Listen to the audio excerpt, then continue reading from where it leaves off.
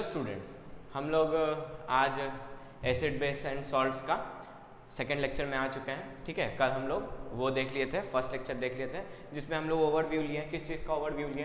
तो हम लोग ओवरव्यू लिए कि एसिड किसको बोलते हैं, बेस किसको बोलते हैं, इंडिकेटर्स किसको बोलते हैं। ठीक है, ये सब हम लोग ओवरव्यू लिए थे। इंडिकेटर्स दो टाइप का होता है, नेचुरल होता है, मिनरल मतलब नेचुरल होता है, और दूसरा वो वाला सिंथेटिक होता है। ठीक है, तो हम लोग ये सब देख लिए थे। ठीक है, आज हम लोग अब डीपली बात करेंगे। अब क्या बात करेंगे? एसिड्स के बारे में बात करेंगे। ठीक है, अब एसिड का धीरे धीरे हम लोग प्रॉपर्टीज देखते जाएंगे कि एसिड का क्या क्या प्रॉपर्टीज होता है, वो किस तरीके से केमिकली दूसरे सब्सटेंस के साथ रिएक्ट करता है। ठीक है, किस तरीके से दूसरे सब्सटेंस के साथ रिएक्ट करता है, क्या उसका नेचर होता है, जब उसको पानी में डालते हैं तो क्या होता है, और जब उसको मेटल्स के साथ डालते हैं तो क्या होता है, फिर दूसरे दूसरे कंपाउंड्स के साथ जब उसको ट्रीट कराते हैं तो उसका क्या प्रतिक्रिया होता है, क्या क्या उसका रिएक्शंस होता है, वो हम लोग आज के लेक्चर में जानेंगे। ठीक है, तो कल हम एक बात बता रहे थे कि एसिड किसको बोलते हैं?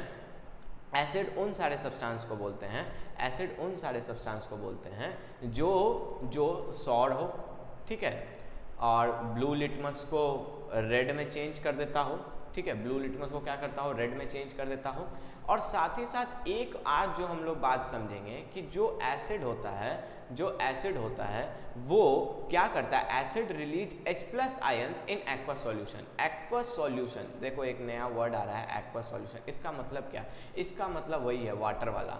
ठीक है, एक्वस वर्ड जहां भी आए मतलब कि वाटर। ठीक है, एक्वा का मतलब वाटर। वो होता है ना aquatic plants, aquatic organisms. Aquatic organisms का क्या मतलब है? कि वो ऑर्गेनिजम्स जो पानी में रहता हो। ठीक है, तो एक्वस सॉल्यूशन मतलब कि पानी में घुला हुआ सॉल्यूशन। पानी में जब एसिड को हम लोग घोलेंगे तो क्या होगा? एसिड में से H+ आयंस जो है वो रिलीज होगा। एसिड में क्या होगा? H+ आयंस रिलीज होगा। तो तुम लोग सोचते होगे कि सर H+ आयंस रिलीज होगा तो हम लोग को दिखेगा क्या, या हम लोग को फील होगा क्या? नहीं, ऐसा कुछ नहीं होगा, क्योंकि तुमको पता है कि ये एटम्स है तो हम लोग को दिख नहीं सकता है। ठीक है, तो H+ आयंस रिलीज तो होगा लेकिन हम लोग को पता नहीं चलेगा। हाँ, पता कैसे चलेगा? तो हम लोग उसको रिएक्शन देंगे, रिएक्शन दूसरे, जैसे H+ आयंस हम लोग को पता है कि एसिड में रिलीज होता है, और हम लोग को ये पता है कि H+ आयन जो है किसके साथ रिएक्ट कर सकता है, तो हम लोग वो केमिकल डाल देंगे। तो वो केमिकल डालने से अगर कुछ बनता है तो हम लोग को पता चलेगा कि हाँ यहाँ पे H+ आयन आया था, यहाँ पे क्या होता है? H+ आयन आया था। ठीक है, धीरे धीरे और बात को हम लोग समझते चले जाएंगे। अब हम लोग बात करते हैं कि एसिड कितने टाइप का होता है। ठीक है, एसिड कितने टाइप का होता है। तो अगर अकरेंस का बात करें, मतलब कि एसिड का अगर हम लोग अकरेंस का बात करें, अकरेंस कहने का मतलब कि कहाँ कहाँ पे ये होता है, मतलब कहाँ कहाँ ये पाया जाता है, कैसा कैसा पाया जाता है। तो दो टाइप का होता है, एक होता है नेचुरल, दूसरा होता है मिनरल। ठीक है, एक होता है नेचुरल एसिड और दूसरा होता है कैसा? Mineral acid. ठीक है, एक होता है नेचुरल एसिड और दूसरा होता है मिनरल एसिड। अब आगे देख लेते हैं हम लोग कि नेचुरल एसिड किसको बोलते हैं, मिनरल एसिड किसको बोलते हैं, देख लेते हैं। ठीक है, natural acid, the acid present in plant materials and animals. वैसा एसिड्स जो नेचुरली प्लांट और एनिमल्स के अंदर मिलता है उसको हम लोग क्या बोलते हैं? नेचुरल एसिड्स बोलते हैं। उसको हम लोग क्या बोलते हैं? नेचुरल एसिड्स बोलते हैं। ठीक है, उसको हम लोग क्या बोलते हैं? नेचुरल एसिड्स बोलते हैं। They are naturally occurring acids. ये क्या है? नेचर में अपने आप है। ठीक है ना, अपने आप है। प्लांट्स के अंदर हो सकता है, एनिमल्स के अंदर हो सकता है। तो ये कौन सा एसिड्स है? नेचुरल एसिड्स है। ठीक है, कुछ का नाम हम लोग को यहीं पे सीख लेना है, क्योंकि वही हम बताएं कि कभी कभी एग्जाम में क्या होता है कि वो आता है, क्या उसको बोलते हैं, गुगली बॉल आ जाता है। गुगली में क्या होता है कि गुगली तुमको पता ही नहीं चलेगा कि वो किधर स्पिन कर जाएगा। ठीक है, तो ये सब गुगली बॉल को झेलने के लिए हम लोग इसको सीख लेते हैं। ठीक है, अब देखो एसिटिक एसिड कहाँ होता है? विनेगर में होता है। ठीक है, एसिटिक एसिड अगर इसको तुम देखना चाहोगे, देखना क्या, अगर तुम इसको इसका केमिकल फॉर्मूला जानना चाहते हो तो CH3COOH होता है। ठीक है, एसिटिक एसिड का पहला वाले का। ठीक है, ये पहला वाले का। ठीक है, फिर होता है एस्कॉर्बिक एसिड। एस्कॉर्बिक एसिड बहुत बड़ा है। ठीक है, एस्कॉर्बिक एसिड नहीं हम लोग सीखेंगे। एस्कॉर्बिक एसिड हो गया, सिट्रिक एसिड। एस्कॉर्बिक एसिड कहाँ कहाँ मिलता है? गुआवा में मिलता है, आंवला में मिलता है, इन सब जगह मिलता है। ठीक है, सिट्रिक एसिड कहाँ मिलता है? सिट्रिक एसिड मिलता है लेमन में मिलता है, ऑरेंज में मिलता है, और सिट्रस। जितना भी खट्टा फ्रूट है उन सब के अंदर क्या मिलता है? सिट्रिक एसिड मिलता है। उन सब के अंदर क्या मिलता है? सिट्रिक एसिड मिलता है। Very very important. ठीक है, सिट्रिक एसिड विटामिन सी, जितना भी खट्टा फ्रूट होता है उन सब के अंदर क्या होता है, सिट्रिक एसिड होता है। ठीक है, फिर हम लोग बात कर लेते हैं लैक्टिक एसिड। लैक्टिक एसिड कहाँ तुमको मिलता है, देखने कर्ड में देखने मिलता है, या जो दूध खट्टा हो गया, जो दूध खराब हो गया, खट्टा हो गया, उसमें तुमको कौन सा एसिड देखने को मिलता है, लैक्टिक एसिड देखने को मिलता है। ठीक है, तो ये दोनों जो है ये दोनों एग्जाम में पूछ सकता है, ये दोनों एग्जाम में पूछ सकता है। ठीक है, अब है मिथानोइक एसिड। मिथानोइक एसिड कहाँ पाया जाता है, तो एंट के स्टिंग्स में। स्टिंग का मतलब कहने का, जो एंट का वो होता है ना, क्या बोलते हैं उसको, जिससे वो काटता है, जो चींटी होता है जिससे हम लोग को वो काटता है अपना डंक से, उसमें जो एसिड भरा हुआ रहता है, देखते हो जब काटता है तो पूरा एकदम रेड हो जाता है। रेड होने के बाद क्या होता है, रेड होने के बाद पूरा वो मतलब रेड हो जाता है, वहाँ पे इचिंग होता है और वो लगता है, क्या उसको बोलते हैं, वहाँ पे इचिंग होता है और रेड रेड कलर का हो जाता है। और क्या होता है, हाँ यही सब होता है। तो वो क्यों होता है, तो वहाँ पे मिथानोइक एसिड प्रेजेंट होता है। तो मिथानोइक एसिड प्रेजेंट होता है, मिथानोइक एसिड प्रेजेंट होता है, तो उसके वजह से हम लोग को वो सारा दर्द होता है। ठीक है, और नेटल स्टिंज में भी होता है, जो भी क्या बोलते हैं छोटा छोटा बीज है उन लोग के स्टिंग में भी मिथानोइक एसिड होता है। ठीक है, ऑक्जेलिक एसिड कहाँ मिलता है, टोमेटो में मिलता है। टार्टरिक एसिड कहाँ मिलता है, टार्टरिक एसिड कहाँ मिलता है, टार्मेंट। टार्मेंट का मतलब इमली।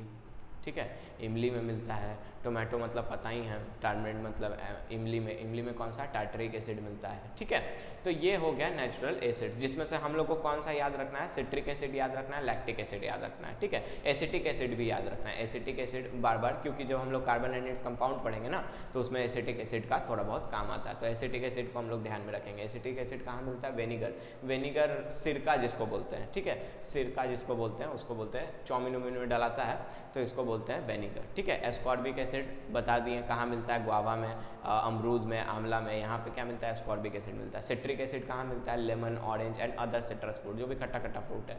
लैक्टिक एसिड कहाँ मिलता है, कर्ड में मिलता है। मिथानोइक एसिड स्टिंज में, वो एंट के स्टिंज में। ऑक्जेलिक एसिड कहाँ मिलता है, टोमेटो में। और टार्टरिक एसिड टर्मरिन में, इमली में। ठीक है, अब हम लोग आते हैं मिनरल एसिड पे। देखो मिनरल एसिड कौन सा एसिड, जो ह्यूमन बनाया, जो नेचुरली नहीं आया, मिनरल एसिड नेचुरली नहीं आया, उसको क्या बोलते हैं। अच्छा यहाँ पे एक पॉइंट छूट गया क्या, हाँ एक पॉइंट छूट गया, यहाँ पे एक पॉइंट यहाँ पे छूटा कि नेचुरल एसिड्स को ऑर्गेनिक एसिड्स भी कहा जाता है। नेचुरल एसिड्स को क्या कहा जाता है, ऑर्गेनिक एसिड्स कहा जाता है। ठीक है, अब आगे चलते हैं। मिनरल एसिड्स को हम लोग क्या बोल सकते हैं, the acids prepared from the minerals of the earth. ठीक है, अर्थ के मिनरल से जो एसिड्स बनता है उसको हम लोग क्या बोलते हैं, मिनरल एसिड्स बोलते हैं। ठीक है, mineral acids are man made acids. ये क्या होता है, मैन मेड एसिड्स होता है। इसका एग्जांपल क्या है, hydrochloric acid, sulphuric acid, nitric acid. ठीक है, अब देखो, अब यहाँ पे तुम लोग को एक बात का कंफ्यूजन आ सकता है। ठीक है, जरूर आ सकता है, क्योंकि कल हम सवाल पूछे थे कि हमारे स्टमक में कौन सा एसिड प्रेजेंट होता है, हमारे स्टमक में कौन सा एसिड प्रेजेंट होता है। तो बहुत बच्चे कल आंसर दिए हैं कि सर HCl प्रेजेंट होता है। ठीक है, HCl प्रेजेंट होता है कहाँ पे, हमारे स्टमक में। ठीक है, स्टमक में। अब यहाँ पे मेरा सवाल ये है कि स्टमक के अंदर यानी एनिमल के अंदर यानी कि HCl को ऑर्गेनिक एसिड में रखना चाहिए था। एसिड को क्या बोलते हैं, हाइड्रोक्लोरिक एसिड को कहाँ रखना चाहिए था, ऑर्गेनिक एसिड्स में रखना चाहिए था, लेकिन ये हम लोग को मिनरल एसिड में बता रहा है। ऐसा क्यों, देखो ये थोड़ा सा केमिस्ट्री के वजह से आंसर होता है। ठीक है, थोड़ा सा केमिस्ट्री की वजह से आंसर होता है। थोड़ा सा हम लोग बात को थोड़ा डीपली समझने की कोशिश करें कि इसको मिनरल एसिड क्यों बोल रहे हैं। देखो एक्चुअली में केमिस्ट्री ब्रॉड में, मतलब केमिस्ट्री ब्रॉड स्पेक्ट्रम में 3 भाग में टूटा है। ठीक है, ब्रॉड बात कर रहे हैं, मतलब इससे भी फर्दर डिविजन्स है, लेकिन हम लोग 3 बात करके चलते हैं। एक होता है फिजिकल केमिस्ट्री, एक होता है ऑर्गेनिक केमिस्ट्री, और एक होता है इनऑर्गेनिक केमिस्ट्री। ठीक है, एक होता है इनऑर्गेनिक केमिस्ट्री।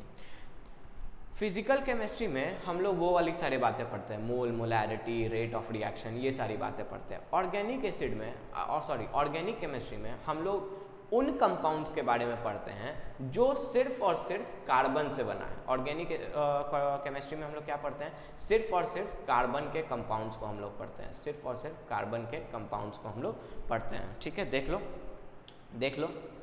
लो। ठीक है, कार्बन के कंपाउंड्स को पढ़ते हैं। और इनऑर्गेनिक केमिस्ट्री में कार्बन को छोड़ करके जितना भी एलिमेंट है उन सब को हम लोग कहाँ पढ़ते हैं, इनऑर्गेनिक केमिस्ट्री पढ़ते हैं।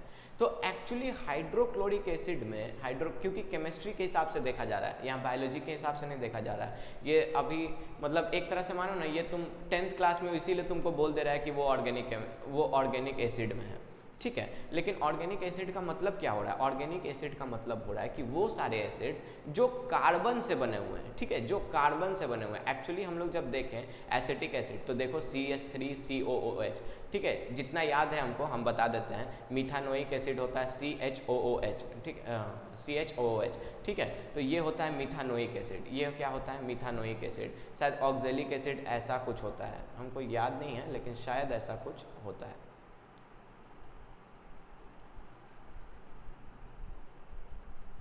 ऐसा कुछ होता है, ठीक है, मतलब ऐसा शायद ऐसा होता है, ऑक्जेलिक एसिड या कुछ ऐसा होता है, ठीक है। तो इन सब में तुमको क्या दिख रहा है, इन सब में तुमको कार्बन दिख रहा है, इन सब में तुमको क्या दिख रहा है, कार्बन दिख रहा है।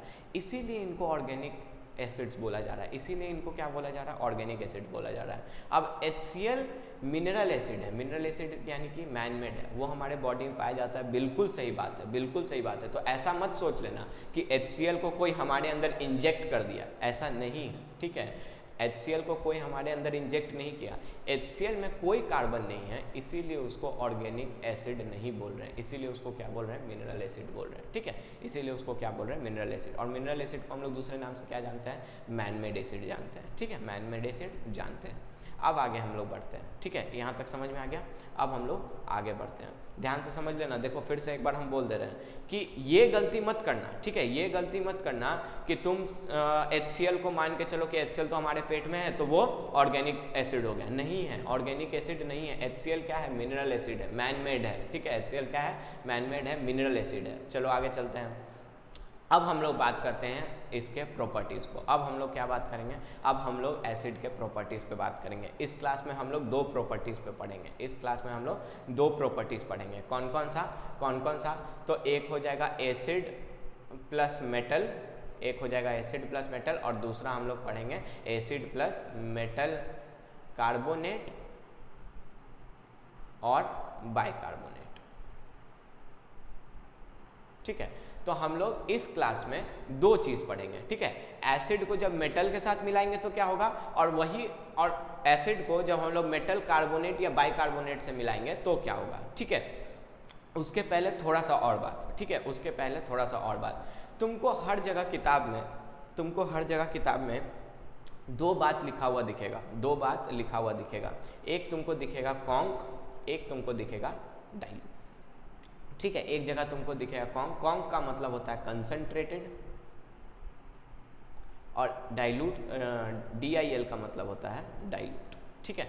अब ये कंसंट्रेटेड एसिड और डाइल्यूट एसिड का मतलब क्या, देखो कंसंट्रेटेड एसिड का मतलब है कि वो बहुत ही ज़्यादा उसमें मतलब एकदम बिल्कुल प्योर एसिड है।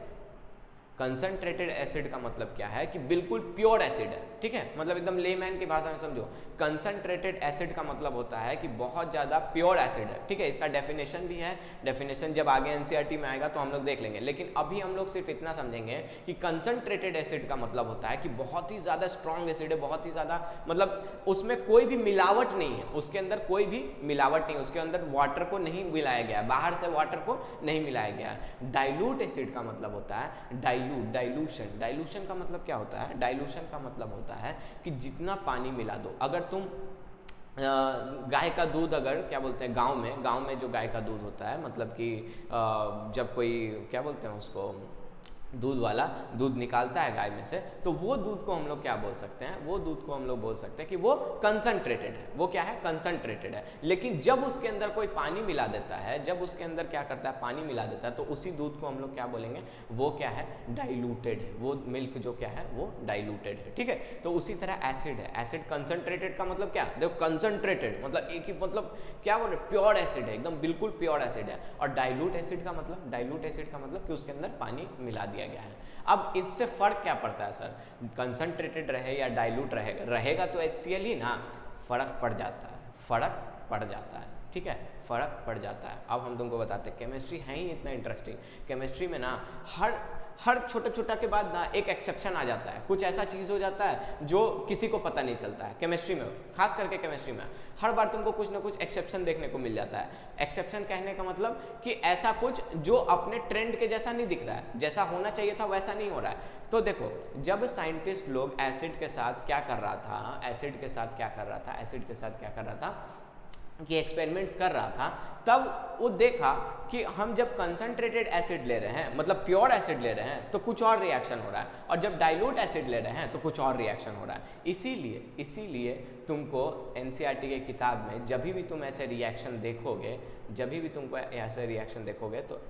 तो एसिड के बगल में ऐसे ब्रैकेट के अंदर दिखाया हुआ रहेगा कि कौन सा एसिड ले करके वो रिएक्शन किया है, डाइल्यूट एसिड के साथ किया है कि कॉन्सेंट्रेटेड एसिड के साथ किया है, क्योंकि दोनों में क्या होता है, फर्क आ जाता है। कंसंट्रेटेड एसिड के साथ दूसरा रिएक्शन हो जाएगा, डाइल्यूट एसिड के साथ कुछ और रिएक्शन हो जाएगा। तो हम लोग जनरली क्या मान करके चलते हैं, हम लोग जनरली डाइल्यूट एसिड मान करके चलते हैं, डाइल्यूट एसिड। और जब कहीं कंसंट्रेशन का बात होगा तो वहाँ मेंशन्ड होगा, ठीक है, वहाँ क्या होगा, मेंशन्ड होगा कि कंसंट्रेटेड एसिड लिया गया है। लेकिन अगर नहीं मेंशन होगा तो इसका मतलब है कि डाइल्यूट एसिड पर काम हुआ है। अगर नहीं कहीं मेंशन है तो डाइल्यूट एसिड के ऊपर काम हुआ है, ठीक है। अब हम लोग आगे देख लेते हैं कि हम लोग को पढ़ना क्या है। हाँ देखो, when an acid reacts with metal then a salt and hydrogen gas are formed, ठीक है। जब एक एसिड, बहुत ही इंपॉर्टेंट लाइन है, आज ही नहीं, क्लास 10th में समझ जाओ, 11th में भी काम आएगा, 12th में भी काम आएगा, ठीक है, आज ही समझ जाओ, उसके बाद फिर हमेशा ये काम आता रहेगा। क्या बोल रहा है, ध्यान से समझो, क्या बोल रहा है कि एसिड को जब भी हम लोग मेटल के साथ रिएक्ट कराएंगे या मेटल के साथ मिला देंगे या मेटल के ऊपर क्या करेंगे, अब मेटल में कुछ भी हो सकता है, मेटल में आयरन हो सकता है, जिंक हो सकता है, कॉपर, कुछ भी हो सकता है, ठीक है, जो भी मेटल है, कुछ भी मेटल हो सकता है, उसके ऊपर अगर हम लोग एसिड को डालेंगे, उसके ऊपर क्या करेंगे, एसिड को डालेंगे। अब ये मत पूछना कौन सा एसिड, अभी डाइल्यूट एसिड हम कब बात करके चल रहे हैं, क्योंकि हम मेंशन नहीं कर रहे हैं, हम नहीं बोल रहे कि कंसंट्रेटेड एसिड, हम क्या बोल रहे हैं, एसिड, मतलब कि तुम समझना है कि डाइल्यूट एसिड पे काम हो रहा है, ठीक है, मतलब क्या हो रहा है, डाइल्यूट एसिड पे काम करना है। तो क्या बोल रहे थे हम, ध्यान से समझो, क्या बोल रहे हैं कि एसिड को अगर हम लोग मेटल पे डालेंगे तब क्या होगा, तब वहाँ पे सॉल्ट का फॉर्मेशन होगा, साथ ही साथ हाइड्रोजन गैस क्या होगा, बाहर निकलेगा, हाइड्रोजन गैस क्या होगा, बाहर इवॉल्व करेगा, बाहर क्या होगा, रिलीज होगा, क्या होगा, फॉर्म होगा, हाइड्रोजन गैस क्या होगा, फॉर्म होगा, ठीक है। अब हम लोग जल्दी से एक रिएक्शन देख लेते हैं, ठीक है, आगे देखेंगे और बात। जिंक पर जब हम लोग HCl को डालें तो क्या बना, ZnCl2, ये क्या है, हमारा सॉल्ट, और H2 गैस क्या हो गया, रिलीज हो गया, H2 गैस क्या हो गया, रिलीज हो गया। जिंक क्या था हम लोग का, मेटल, HCl क्या था हम लोग का, एसिड, यानी कि metal plus acid, salt plus hydrogen gas, ठीक है, metal plus acid, salt plus hydrogen gas, बोलो मेरे साथ, metal plus acid, metal plus acid gives salt plus hydrogen gas, metal plus acid gives salt plus hydrogen gas, ठीक है। यही है एकदम क्लियर बात, और इसी को दिमाग में बैठा करके रख लेना है कि जब भी मेटल को हम लोग एसिड के साथ रिएक्ट कराएंगे वहां पे हाइड्रोजन गैस बाहर निकलेगा, ठीक है। क्या क्या बनेगा, जब हम लोग मेटल को एसिड में डालेंगे तो क्या बनेगा, सॉल्ट बनेगा और हाइड्रोजन गैस होगा, ठीक है। अब देखो, अब थोड़ा सा साइंटिस्ट बनो, साइंटिस्ट बनो, ठीक है। ये तो बात हम लोग पढ़ लिए, कि जिंक को जब हम लोग जब मेटल को एसिड में डालेंगे तो क्या निकलेगा, हाइड्रोजन गैस निकलेगा और सॉल्ट बनेगा। लेकिन जब साइंटिस्ट ये वाला एक्सपेरिमेंट कर रहा होगा, जब साइंटिस्ट क्या होगा, जिंक के ऊपर HCl को डाला होगा, तो उसको कैसे पता चला होगा, हाइड्रोजन गैस तो दिखता नहीं है, हाइड्रोजन गैस क्या होता है, दिखता नहीं है, ना ही हाइड्रोजन गैस का कोई स्मेल होता है, हाइड्रोजन गैस का कोई स्मेल नहीं होता है, ठीक है। तब कैसे पता चला होगा, साइंटिस्ट को कैसे पता चला कि वहां पे हाइड्रोजन गैस का फॉर्मेशन हो रहा है, हाइड्रोजन गैस वहां पे बन रहा है, कैसे पता चला होगा, अभी हम लोग देखते हैं, अभी हम लोग देखेंगे कैसे पता चला, ठीक है। अब है एनसीईआरटी में एक्टिविटी 2.3, एनसीईआरटी में क्या है, एनसीईआरटी में है एक्टिविटी 2.3। 3। इसमें हम लोग पता करेंगे कि साइंटिस्ट कैसे पता किया कि मेटल के साथ जब एसिड को मिलाएंगे तो हाइड्रोजन गैस का फॉर्मेशन होगा। कैसे साइंटिस्ट पता किया? अभी 2 मिनट के लिए साइंटिस्ट बन जाओ, 2 मिनट के लिए नहीं, 5 मिनट के लिए साइंटिस्ट बन जाओ, साइंटिस्ट बने रहो, सब समझ में आ जाएगा, ठीक है। साइंटिस्ट नहीं बनोगे, नहीं समझ में आएगा। देखो ध्यान से, जैसे जैसे लाइन बोल रहा है वैसे वैसे सुनते जाओ। द रिएक्शन ऑफ डाइल्यूट, देखो यहाँ पे बात किसका आ रहा है? Dilute sulphuric acid. Sulphuric acid का फॉर्मूला H2SO बोलो 4, very good, H2SO4 with zinc metal, ठीक है, to show the formation of hydrogen gas. हम लोग को क्या करना है? सल्फ्यूरिक एसिड और जिंक के साथ रिएक्शन करना है। हम लोग साइंटिस्ट है भाई, ठीक है, हम लोग क्या है? साइंटिस्ट है। अब हम लोग को क्या करना है? सल्फ्यूरिक एसिड के साथ जिंक को मिलाना है और देखना है कि हाइड्रोजन गैस आता है कि नहीं आता है, ठीक है। अब कैसे कैसे आएगा देखेंगे हम लोग, ठीक है। क्या बोल रहा है? पहला बात क्या बोल रहा है? Take a few pieces of zinc granules in a boiling tube and add 5 ml of dilute sulphuric acid. क्या बोल रहा है कि take a few pieces of zinc granules. अब यहाँ पे फिर से बात फंस गया कि सर क्या बोल दिया? जिंक ग्रैन्युल्स, ये क्या होता है सर? नहीं समझ में आता है, नहीं समझ में आ रहा है कि जिंक ग्रैन्युल्स क्या होता है। देखो यहाँ पे यही है जिंक ग्रैन्युल्स, देखो थोड़ा सा दिख रहा होगा तुमको, जिंक ग्रैन्युल्स। ग्रैन्युल्स मतलब क्या है कि छोटा छोटा ऐसे दाना के जैसा तुमको दिखता है जिंक, ठीक है। तुमको क्या करता है? जिंक ऐसे छोटा छोटा दाना की तरह तुमको केमिस्ट्री लैब में मिल जाएगा, ऐसे बाहर में नहीं मिलता है। तो केमिस्ट्री लैब में, जिसका केमिस्ट्री लैब होगा उसके केमिस्ट्री लैब में ये चीज़ रखा हुआ होगा, ठीक है। तो जिंक ग्रैन्युल्स को थोड़ा सा उठा लेना है, एक डिब्बा के अंदर होता है, डिब्बा खोलना है, जिंक ग्रैन्युल्स वहाँ से उठाना है और उसको क्या करना है? एक बॉइलिंग ट्यूब के अंदर एक ट्यूब को क्या करना है? गर्म करते रहना है, उसके अंदर पानी डाल के उसको गर्म करते रहना है, ठीक है। उसके अंदर क्या डाल देना है? उसके अंदर जिंक ग्रैन्युल्स डाल देना है और add about 5 ml of dilute sulphuric acid. Sulphuric acid ऐसे उठाना है और बहुत ध्यान से, सल्फ्यूरिक एसिड है, हाथ जल सकता है, ठीक है। तो उसको क्या करना है? बहुत डाइल्यूट है, समझ रहे, डाइल्यूट है, लेकिन डाइल्यूट सल्फ्यूरिक एसिड भी बहुत खतरनाक होता है, डाइल्यूट सल्फ्यूरिक एसिड भी बहुत खतरनाक होता है, ठीक है। तो उसको संभल करके करना है। क्या करना है? डाइल्यूट सल्फ्यूरिक एसिड को ऐसे लेना है और 5 ml उसमें डाल देना है, 5 ml के आसपास उसमें डाल देना है। क्या होगा उससे? क्या हुआ उससे, ठीक है। तुम साइंटिस्ट हो, तुम बताओ क्या हुआ।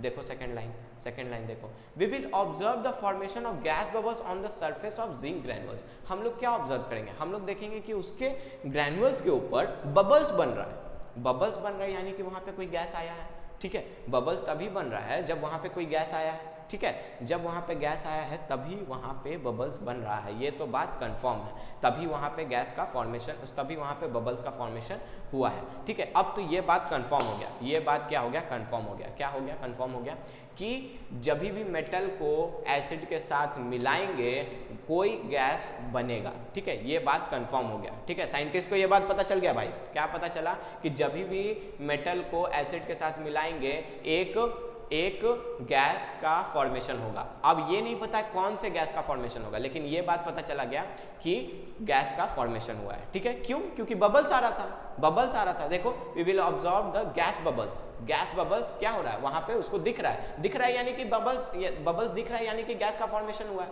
ठीक है। बबल्स दिख रहा है यानी कि गैस का फॉर्मेशन हुआ है। अब क्या करना है? अब कैसे पता चलेगा कि ये गैस कौन सा है? देखो कैसे पता चलेगा, तीसरा लाइन देखो, pass the gas being form through the soap solution. तुमको क्या करना है? इस गैस को सोप सॉल्यूशंस के थ्रू, सोप सॉल्यूशन में क्या करना है? मोड़ देना है। जैसे भी टेस्ट ट्यूब है, टेस्ट ट्यूब में एक और ट्यूब लगाना है, ऐसे करके उसमें ट्यूब लगाना है और उसको सोप सॉल्यूशन के अंदर डाल देना है। उसको क्या करना है? सोप सॉल्यूशन के अंदर डाल देना है। डालने के बाद क्या होगा? Gas filled bubbles are formed in the soap solution which rise into the air. अब वो क्या होगा? सोप सॉल्यूशन में डालने से क्या हुआ कि वो अब गैस ऊपर उठना चाहेगा, ऊपर बाहर आना चाहेगा। तो अब क्या होगा?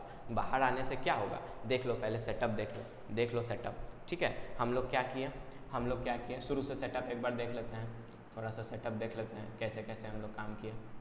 हाँ, सबसे पहले हम लोग क्या किए? हम लोग एक बॉइलिंग ट्यूब लिए, ठीक है। बॉइलिंग ट्यूब लिए, ठीक है। बॉइलिंग ट्यूब लिए और इसमें क्या कर दिया? जिंक ग्रैन्युल्स डाल दिए। देखो यहाँ पे जिंक ग्रैन्युल्स डाल दिए, ठीक है। जिंक ग्रैन्युल्स डाल दिए।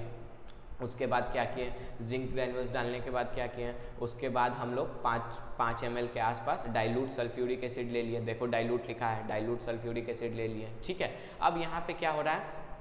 यहाँ पे हम लोग को नहीं पता है, हम लोग को नहीं पता है कि यहाँ पे हाइड्रोजन है, ठीक है, हम लोग को नहीं पता है। हम लोग को दिखा यहाँ पे गैस बबल्स बन रहा है, हम लोग को क्या दिखा कि गैस बबल्स बन रहा है, ठीक है, हम लोग को दिखा वहाँ पे गैस बबल्स बन रहा है। अब इस गैस बबल्स को हम लोग क्या किए, एक पाइप के मदद से, मतलब ट्यूब के मदद से, डिलीवरी ट्यूब के मदद से क्या किए, सोप सॉल्यूशन के अंदर बुला लिए। सोप सॉल्यूशन के अंदर क्या किए, सोप सॉल्यूशन के अंदर बुला लिए। सोप सॉल्यूशन में क्यों बुलाएं, ताकि गैस ऊपर की तरफ उड़ सके, ताकि गैस ऊपर की तरफ उड़ सके, ठीक है।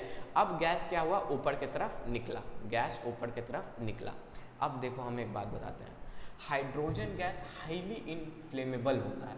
हाइड्रोजन गैस क्या होता है, हाईली इनफ्लेमेबल होता है। अब इसका मतलब क्या है सर, हाईली इनफ्लेमेबल का मतलब क्या है, हाइड्रोजन गैस हाईली इनफ्लेमेबल मतलब होता है कि उसमें बहुत तेज़ी से आग पकड़ लेता है, ठीक है, उसमें बहुत तेज़ी से आग पकड़ लेता है।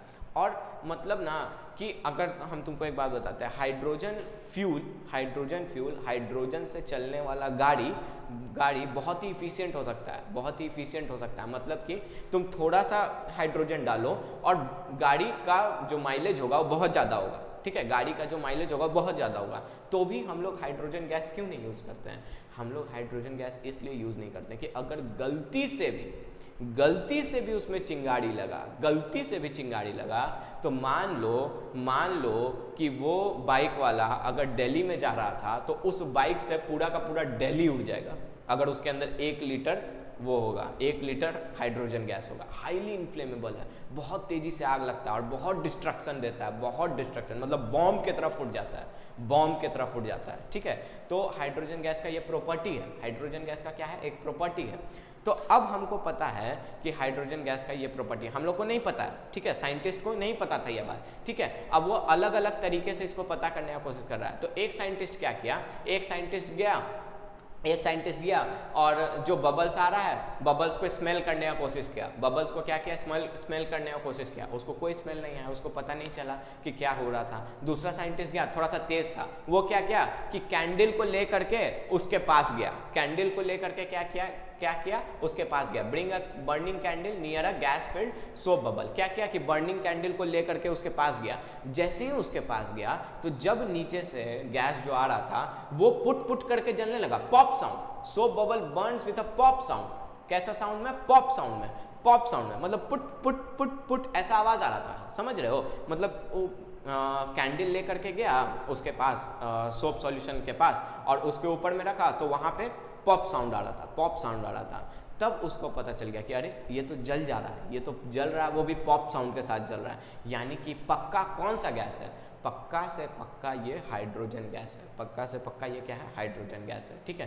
तो साइंटिस्ट को पता चल गया, साइंटिस्ट को क्या पता चला कि जब भी हम लोग एसिड को मेटल में मिलाएंगे, जब भी हम लोग एसिड को मेटल में मिलाएंगे तो सॉल्ट का तो फॉर्मेशन होगा, सो होगा ही, साथ ही साथ H2 गैस का फॉर्मेशन होगा, साथ ही साथ H2 गैस का जो होगा फॉर्मेशन होगा। देखो अब यहाँ पे ध्यान से, only hydrogen gas burns making a pop sound. This shows that hydrogen gas is involved in the reaction of dilute sulfuric acid and zinc metal. इसका मतलब ये है कि हाइड्रोजन गैस ही इवॉल्व हुआ जब रिएक्शन हुआ डाइल्यूट सल्फ्यूरिक एसिड और zinc metal का, जिंक मेटल और डाइल्यूट सल्फ्यूरिक एसिड का जब रिएक्शन हुआ, थोड़ा रिएक्शन लिख के देख लेते हैं, H2SO4 gives ZnSO4 plus H2 gas, यही फॉर्मेशन हुआ, ठीक है। जो रिएक्शन नहीं लिखा है वो रिएक्शन लिख लेना, जो रिएक्शन नहीं लिखा है वो क्या करना, रिएक्शन लिख लेना। Zinc plus H2SO4 gives ZnSO4 क्या है, सॉल्ट है, और H2 गैस क्या हुआ, रिलीज हो गया। और ये हम लोग को पता किस एक्सपेरिमेंट से चला, तो इस वाले एक्सपेरिमेंट से पता चला, ठीक है। अब हम लोग आगे बात करते हैं। अब हम लोग यहाँ पे देखो एक ठो हम एक बात बोले थे कि इस चैप्टर को पढ़ते पढ़ते तुम अपना रियल लाइफ प्रॉब्लम्स भी सॉल्व कर पाओगे, रियल लाइफ प्रॉब्लम भी क्या कर पाओगे, सॉल्व कर पाओगे, ठीक है। अब देखो बढ़िया से, curd and other soft stuff foods such as vinegar, lemon juice, orange like should not be kept in a metal vessel like copper vessel और ब्रास वेसल, ठीक है। देखो दही या कोई भी खट्टा चीज़, ठीक है, आज के बाद से तुम घर में कभी भी कॉपर के बर्तन में और पीतल के बर्तन में मत रखना, ठीक है। कॉपर के बर्तन में और पीतल के बर्तन में नहीं रखना। क्यों? तुमको अब पता है, क्योंकि अगर तुम दही को रखोगे तो दही के अंदर क्या होता है? एसिड, और एसिड किसके साथ रिएक्ट कर जाएगा? एसिड कॉपर के साथ रिएक्ट कर जाएगा, या एसिड किसके साथ रिएक्ट कर जाएगा? ब्रास के साथ रिएक्ट कर जाएगा। क्यों? क्योंकि ये दोनों तो मेटल है, और वहाँ पे क्या होगा? एक सॉल्ट का फॉर्मेशन होगा। हम कल बताए थे हर सॉल्ट खाने वाला नहीं होता है, सिर्फ NaCl ही खाने वाला होता है, जो हम लोग खाते हैं, ठीक है, NaCl ही खाते हैं। तो ये सॉल्ट हो सकता है कि पॉइजनस हो, ये सॉल्ट कैसा बन जाए? पॉइजनस बन जाए, ठीक है। This is because curd and other sour food stuffs contain acid, ठीक है।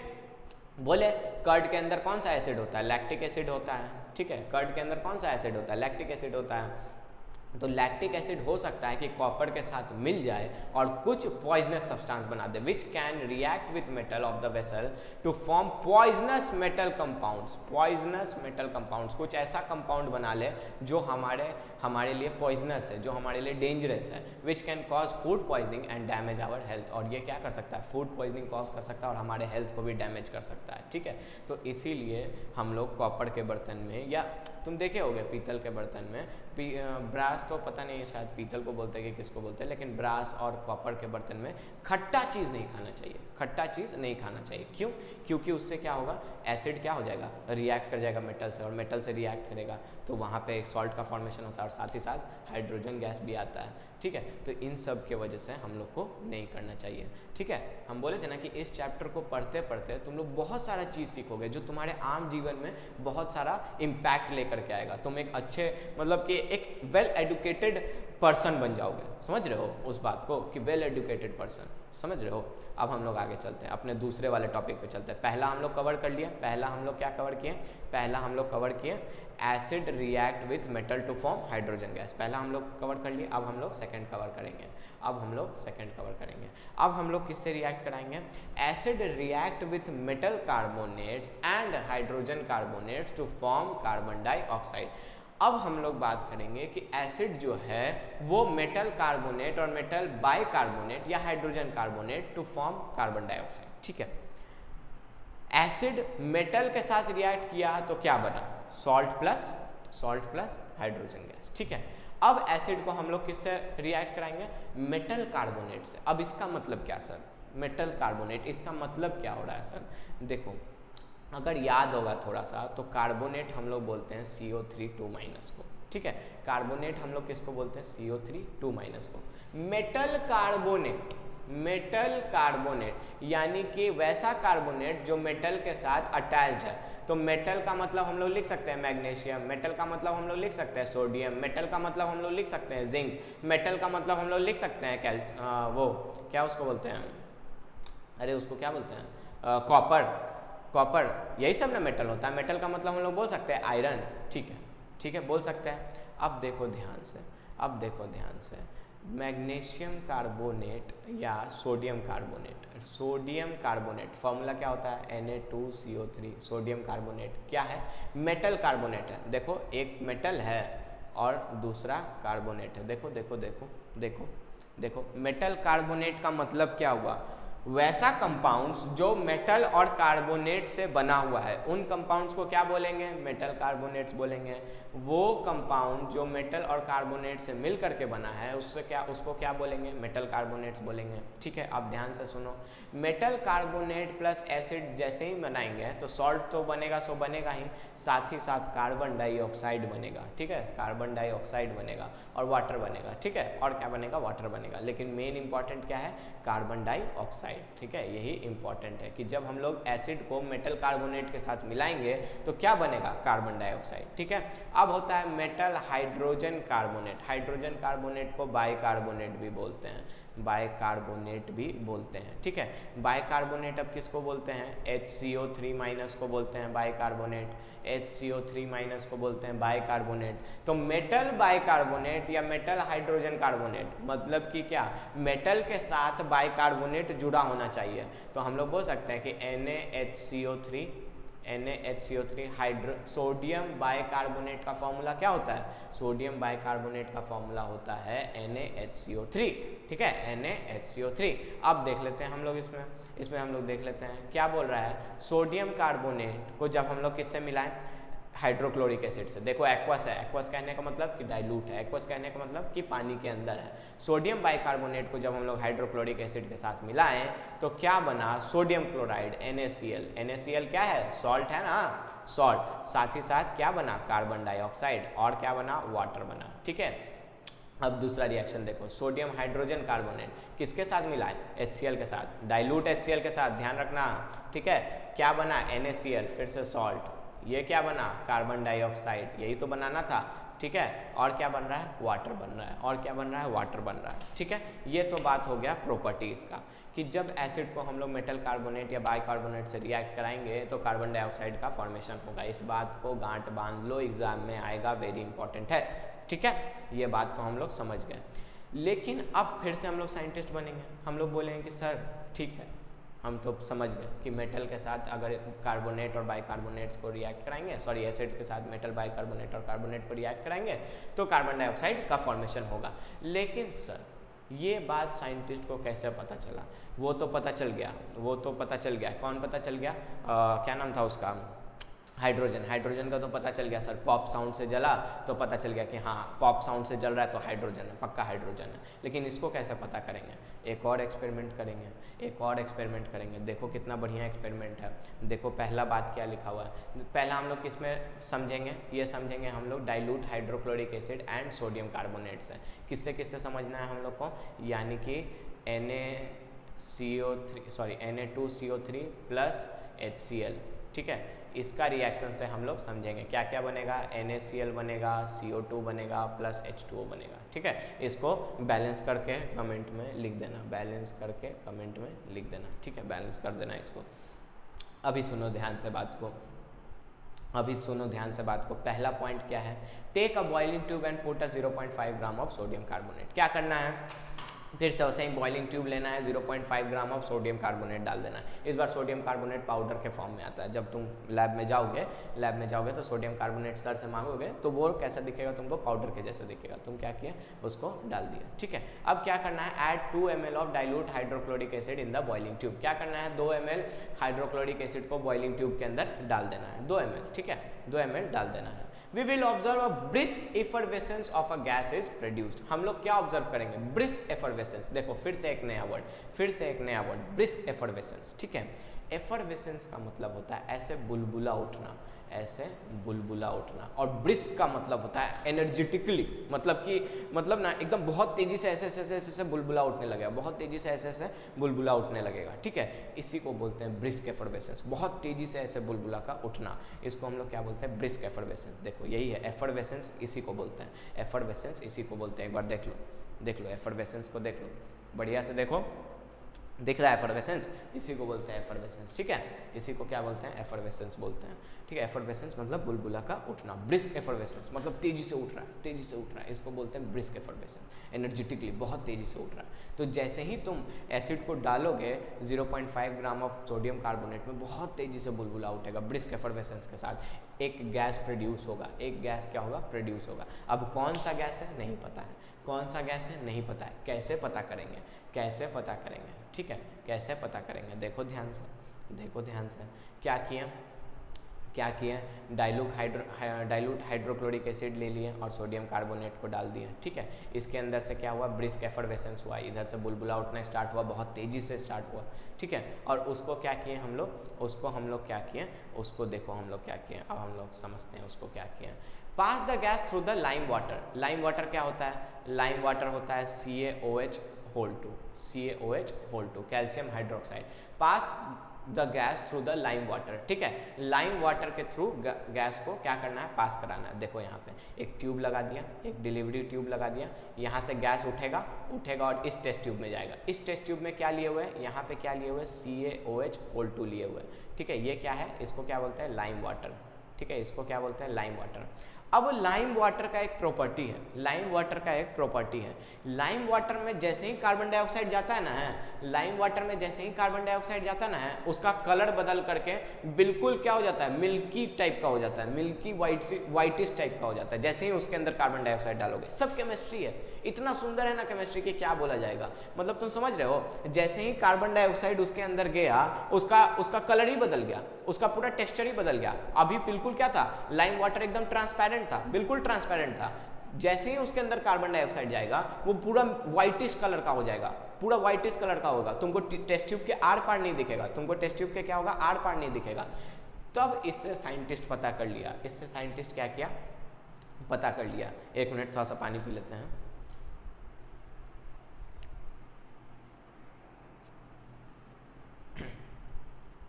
तब इससे साइंटिस्ट क्या किया, पता कर लिया। इससे क्या पता किया कि जो गैस इवॉल्व हो रहा है, जो गैस इवॉल्व हो रहा है वो क्या हो रहा है, वो कौन सा है, वो है कार्बन डाइऑक्साइड, वो है कौन सा, कार्बन डाइऑक्साइड। अब देखो, keep on passing the carbon dioxide gas through the milky lime water, milky lime water, क्यों, क्योंकि उसमें मिल्की हो गया था। For some time the lime water becomes clear again. अब देखो क्या केमिस्ट्री का जादू है, अगर तुम उस टेस्ट ट्यूब को वैसे ही छोड़ दोगे, टेस्ट ट्यूब को उसमें लगाई हुआ छोड़ दोगे, तो उसमें कार्बन डाइऑक्साइड जाता रहेगा, जाता रहेगा, जाता रहेगा, जाता रहेगा, जाता रहेगा, जब तक कि जाता रहेगा, जब तक जाता रहेगा। अगर बहुत ज़्यादा कार्बन डाइऑक्साइड उसके अंदर चल गया तो वापस से क्लियर सॉल्यूशन हो जाएगा, वापस से क्या हो जाएगा, क्लियर सॉल्यूशन हो जाएगा, वापस से तुम टेस्ट ट्यूब के आर पार देख पाओगे। देखो केमिस्ट्री कितना इंटरेस्टिंग है। तो इसी से पता चला, this shows that white precipitate of calcium carbonate dissolves on passing excess carbon dioxide। इसी से हम लोग को क्या पता चल गया कि जो निकल रहा था, जो गैस निकल रहा था, वो कौन सा गैस था, वो कार्बन डाइऑक्साइड था। अब देखो यहाँ पे देख लो, रिएक्शन देख लो, कैल्शियम हाइड्रोक्साइड को जब तुम कार्बन डाइऑक्साइड से मिक्स करोगे, चैप्टर 1 में भी पढ़े हो यही वाला बात, जैसे ही मिक्स करोगे तो क्या बनेगा, कैल्शियम कार्बोनेट बनेगा, जो व्हाइट पीपीटी होता है, व्हाइट पीपीटी होता है, ठीक है, और वाटर बनेगा।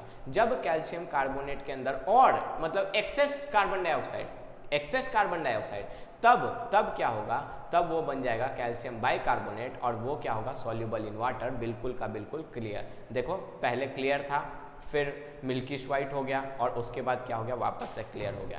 इतना से हम लोग को समझ में आ गया, इतना से हम लोग को समझ में आ गया। हम लोग 2 प्रॉपर्टी आज पढ़ लिए, हम लोग आज के लेक्चर में 2 प्रॉपर्टी पढ़ लिए। पहला प्रॉपर्टी पढ़ें कि जब एसिड मेटल के साथ रिएक्ट करेगा तो हाइड्रोजन गैस का फॉर्मेशन होगा, हाइड्रोजन गैस का फॉर्मेशन होगा, और पता कैसे चलेगा, पॉपअप साउंड से, पॉपअप साउंड से।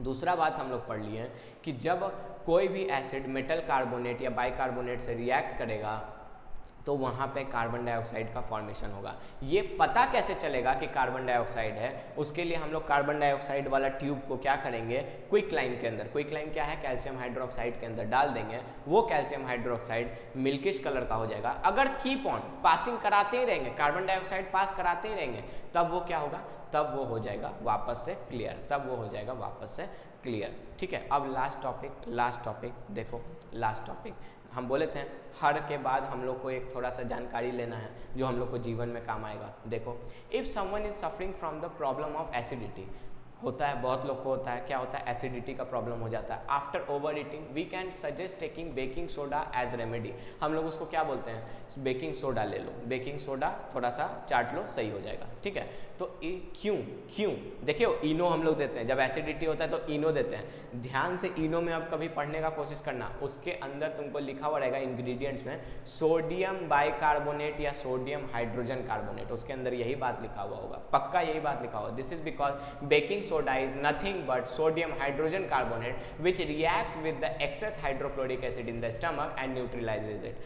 सोडियम हाइड्रोजन कार्बोनेट एसिड के साथ रिएक्ट करके क्या बना लेता है, क्या बनाता है, सॉल्ट बनाता है, और साथ ही साथ क्या बनाता है, साथ ही साथ कार्बन डाइऑक्साइड बनाता है। तो देखते हो, इनो लेने के बाद हम लोग को क्या आता है, डकार आता है, वो कार्बन डाइऑक्साइड बाहर चला गया, हमारे पेट से क्या हो गया, बाहर चला गया। This gives relief to the person suffering from acidity, और पर्सन को क्या होता है, रिलीफ मिलता है। पर्सन को क्या, क्योंकि एसिड क्या हो गया, न्यूट्रलाइज हो गया, एसिड क्या हो गया, न्यूट्रलाइज। एसिड न्यूट्रलाइज का मतलब क्या होता है कि एसिड क्या हो गया, सॉल्ट बन गया। एसिड क्या हो गया, जो एक्सेस एसिड हमारे पेट के अंदर था उसको क्या बना दिया गया, सॉल्ट बना दिया गया। तब इससे हम लोग को क्या हुआ, राहत मिला। ठीक है, तो आज का लेक्चर इतना ही, बाकी हम लोग अगले क्लास में देखेंगे। ठीक है।